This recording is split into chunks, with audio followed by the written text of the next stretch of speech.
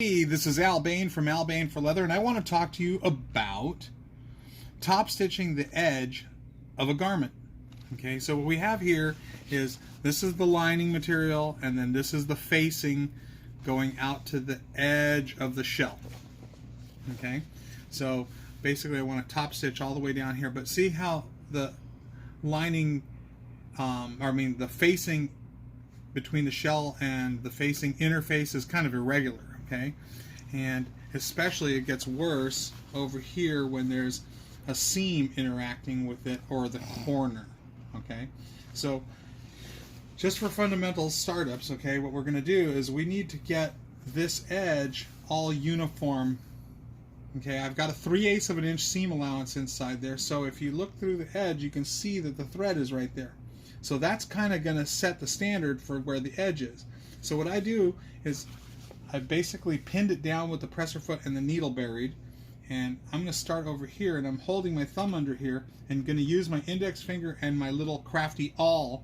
Okay, this happens to be a needle bar with a sewing machine needle that is no longer good enough to be in the machine. Did you get a good shot of it? Okay, good.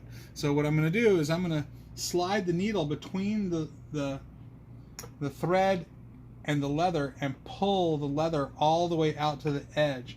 I don't want to stretch everything, but I'm pulling it out against the thread, and I'm going to pin it down with my index finger. I'm going to move up about an inch or two and pin it down with my next finger. And then this area, now I'm going to put the thing down, and I'm going to come down and I'm going to press it with my finger so that the leather starts to learn where I want it to be. This is not going to be in play right now, but I want the leather already kind of getting used to being there for a while. Now I'm going to start over again. I'm going to use my thumb again. I put my needle in there, and now this leather is getting massaged. Now this leather is going to be clearly in play, and especially right up here. So I'm going to make sure that everything's lined up in front of the needle. I'm going to do it again. Okay, so this leather that I'm actually working right now has already been massaged 2 or 3 times on its way to the needle. So I'm going to hold it. I'm going to hold behind, and I'm going to keep it right up against the edge guide, and now I'm going to sew. Okay, now this brand new leather that hasn't been worked, and this leather that's already kind of been worked a couple times, I'm going to do the same thing over again. Okay, so now I'm just going to come in and push my material out, get it lined up, and press it. Same thing over here.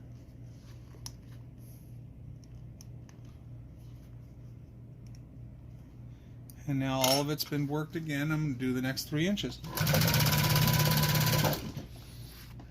Okay, here we go. And once you get in the rhythm, it's kind of easy.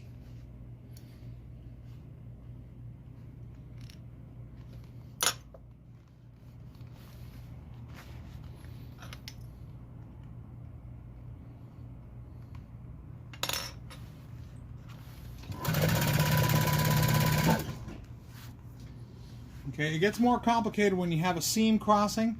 So here, before I loaded the garment, I did the same thing, but then I tapped it with a mallet. Okay, so I have a smooth face hammer. Let me grab it real quick.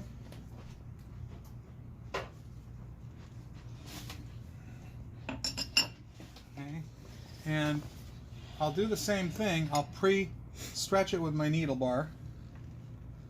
And then give it a little massaging tap so it's already kind of pressed into shape by the time I get here, and then I'm going to do the exact same procedure. Same thing with the corner, except here I've got a little point turner that I stick inside the garment and get most of it out there. But what I want to see is I want to see the threads already a little bit under tension there so that it's ready to turn.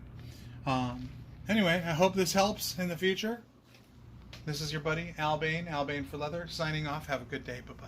Oh, one thing we ask, please pay it forward.